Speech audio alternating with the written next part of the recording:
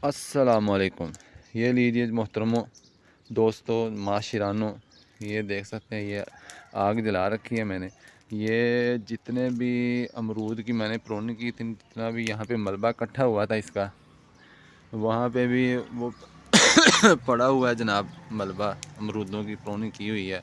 वहाँ जामन है, शहतूत है, काला है, वो उधर भी मलबा पड़ा हुआ है जनाब। और धुआं मेरे संग नू चढ़ता पे है। तो ये आप भी ऐसे करें कि जितना आपके किचन गार्डनिंग में गंद पड़ा हुआ है ना, मलबा पड़ा हुआ है, वो सारे का सारा इकट्ठा करके आप ये जला लें। जला कर एक दो फ़ायदे होंगे आपको। एक फ़ायदा तो ये होगा कि आपका गंद साफ़ हो जाएगा, मलबा साफ़ हो जाएगा।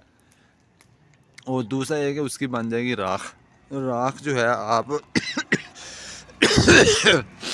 धुआं धुआं चढ़ता पे यार दिमाग में।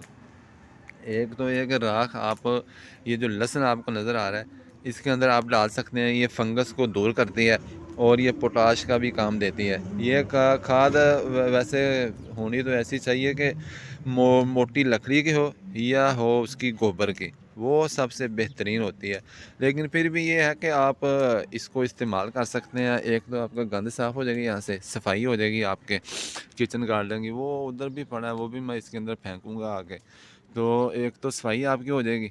दूसरा ये है कि आप इसकी राख बना के इसको मिट्टी के अंदर भी मिक्स कर सकते हैं।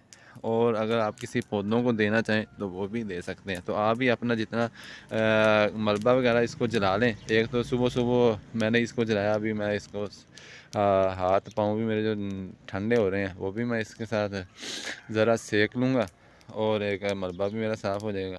तो आप भी इस तरीके पर अमल करें। अल्लाह आपको अपनी हिफ़्ज़-ओ-मान में रखे। अल्लाह हाफ़िज़।